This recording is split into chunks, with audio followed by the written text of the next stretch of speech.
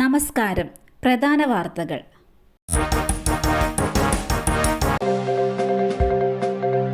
മലപ്പുറത്ത് വൻ തീപിടുത്തം, കട കത്തി നശിച്ചു. മലപ്പുറം മക്കരപ്പറമ്പിൽ ഫർണിച്ചർ കടയിൽ തീപിടുത്തം.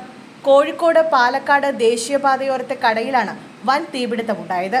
ഇന്ന് പുലർച്ചെ 3 മണിക്കായിരുന്നു തീപിടുത്തമുണ്ടായത്. 2 നില കെട്ടിടം പൂർണ്ണമായും കത്തി നശിച്ചിട്ടുണ്ട്. താഴത്തെ നിലയിലെ ഫർണിച്ചറുകൾ പൂർണ്ണമായും നശിച്ചിട്ടുണ്ട്. 4 ഫയർഫോഴ്സ് യൂണിറ്റുകൾ എത്തിയാണ് 5 മണിയോടെ തീ നിയന്ത്രണ വിധേയമാക്കിയത്. ഷോർട്ട് സർക്യൂട്ടാണ് അപകട കാരണമെന്നാണ് പ്രാഥമിക നിഗമനം. തീപിടുത്തത്തെ തുടർന്ന് ദേശീയപാതയിൽ 2 മണിക്കൂറോളം ഗതാഗതം തടസ്സപ്പെട്ടു. ഇന്നും ശക്തമായ മഴ. 2 ജില്ലകളിൽ ഓറഞ്ച് അലർട്ട്, 9 ജില്ലകളിൽ യെല്ലോ അലർട്ട്. സംസ്ഥാനത്ത് ഇന്നും ശക്തമായ മഴ സാധ്യതയെന്ന് കാലാവസ്ഥാ നിരീക്ഷണ കേന്ദ്രം. 2 ജില്ലകളിൽ ഓറഞ്ച് അലർട്ടും 9 ജില്ലകളിൽ യെല്ലോ അലർട്ടും പ്രഖ്യാപിച്ചു. പാലക്കാട്, മലപ്പുറം ജില്ലകളിൽ ഓറഞ്ച് അലർട്ടും തിരുവനന്തപുരം, കൊല്ലം, പത്തനംതിട്ട, ആലപ്പുഴ, ഇടുക്കി, കോഴിക്കോട്, വയനാട് ജില്ലകളിൽ യെല്ലോ അലർട്ടുമാണ് പുറപ്പെടുവിച്ചത്. സംസ്ഥാനത്തിന്റെ കിഴക്കൻ മേഖലയിൽ മഴ കനത്തേക്കുമെന്നാണ് വിലയിരുത്തൽ. മുത്തച്ഛനിൽ നിന്നും 8 വയസ്സുകാരിക്ക് ലൈംഗിക പീഡനം, കുട്ടി ആശുപത്രിയിൽ. തിരുവനന്തപുരം നെയ്യാറ്റിൻകരയിൽ 8 വയസ്സുകാരിയെ മുത്തച്ഛൻ പീഡിപ്പിച്ചു.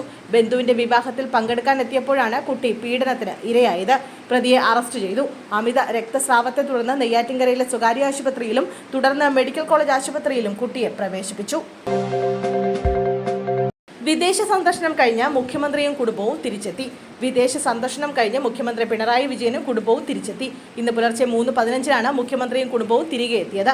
ഈ മാസം 21 മടങ്ങുമെന്നായിരുന്നു നേരത്തെ അറിയിച്ചിരുന്നത്. എന്നാൽ മുൻകൂട്ടി നിശ്ചയിച്ചതിലും നേരത്തെയാണ് മടങ്ങിയെത്തിയിരിക്കുന്നത്. ഭാര്യ കമലയും മകൾ വീണയും ഭർത്താവും മന്ത്രിയുമായ PM മുഹമ്മദ് റിയാസും മകൻ വിവേകും ചെറുമകനും അദ്ദേഹത്തിനൊപ്പം വിദേശയാത്രയിലുണ്ടായിരുന്നു. കടൽക്ഷോഭം രൂക്ഷമാകാൻ സാധ്യത. അപകട മേഖലയിലുള്ളവർ മാറി താമസിക്കാൻ നിർദ്ദേശം.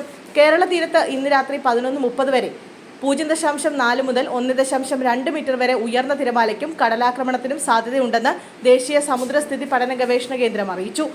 തെക്കൻ തമിഴ്നാട് തീരത്ത് ഇന്ന് രാത്രി 11:30 വരെ 0.4 മുതൽ 1.4 മീറ്റർ വരെ ഉയർന്ന തിരമാലയ്ക്കും കടലാക്രമണത്തിനും സാധ്യതയുണ്ട്. കടൽക്ഷോഭം രൂക്ഷമാകാൻ സാധ്യതയുള്ളതിനാൽ അപകട മേഖലകളിൽ നിന്ന് അധികൃതരുടെ നിർദ്ദേശാനുസരണം മാറി താമസിക്കണം. ബീച്ചിലേക്കുള്ള യാത്രകളും കടലിൽ ഇറങ്ങിയുള്ള വിനോദങ്ങളും പൂർണ്ണമായും ഒഴിവാക്കാനും നിർദ്ദേശമുണ്ട്.